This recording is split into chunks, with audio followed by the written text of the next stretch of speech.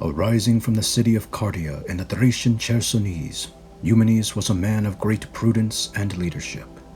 In his youth, Eumenes entered the service of Philip II and was later elevated to chief secretary under Alexander the Great, a position which made him an equal to the king's generals. When Alexander died in 323 BC, the Macedonian Empire became the hunting grounds for his generals, who sought to claim it for themselves. This became known as the Wars of the Diadochi. Early in the conflict, Eumenes was assigned to govern the regions of Cappadocia and Paphlagonia on the authority of the imperial regent Perdiccas. Later, the western generals Antipater and Craterus invaded Asia in an attempt to overthrow Perdiccas. This led to a battle at the Hellespont between Eumenes and Craterus in 321, where the former emerged victorious. According to Plutarch, this victory, followed by the death of Perdiccas in Egypt, caused the new regent Antigonus I to become the chief opponent of Eumenes for the next 5 years. Starting in 319, a war of maneuver was waged by Eumenes against Antigonus in an attempt to avoid being captured, as he was now branded an enemy of the state. The death of Antipater threw the western portion of the empire into confusion, and in the midst of the chaos, Antigonus persuaded Eumenes to form a strategic alliance. But Eumenes, through his prudence, asked for Antigonus to swear on the royal house of Macedon, who effectively recognized Eumenes as its head. This act of deception brought allies over to his camp, including the famed regiment known as the Silver Shields. By 316, Antigonus and Eumenes had moved their forces into Persia and engaged each other in a handful of battles that extended into the winter season. In what was known as the Battle of Gabain, the army of Eumenes lost its baggage to Antigonus and requested its recovery. But he only agreed on the condition that Eumenes be brought to him as a prisoner. Despite his effort to persuade his soldiers to remain honorable, Eumenes was delivered to Antigonus by the Silver Shield Regiment. After some deliberation, Antigonus decided to have Eumenes executed and his body returned to his men for cremation. The betrayal of Eumenes' regiment led Antigonus to regard them with abhorrence, and they were summarily destroyed in future battles with him.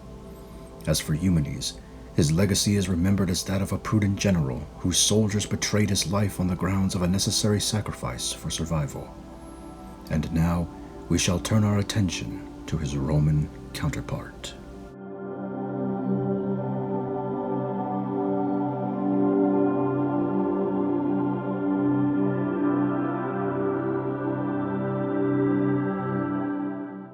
Like many Roman leaders in the 1st century, the fate of Quintus Sertorius was shaped by political upheaval and military conquest. As a young man, Sertorius applied himself as an orator in Rome before his attention turned to the military. In 104 BC, he served under Gaius Marius in Gaul as the Romans warred against the Cimbri and Teuton tribes. Later, he served in Hispania as military tribune before rising to the quaestorship in 91.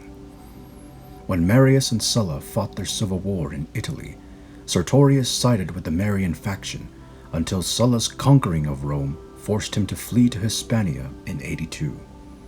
For the next 10 years, Sertorius governed the province as an independent state, using the various barbarian tribes as his standing army. During the early 70s, he became known for his guerrilla warfare tactics, which led to several victories against the elder general Metellus Pius. His ability to govern the province through fairness and his capacity to shape the barbarians into a Romanized force only added to his notoriety. By 76 BC, Rome needed to put an end to Sertorius, and Pompeius Magnus was selected as the general to win back control of Hispania.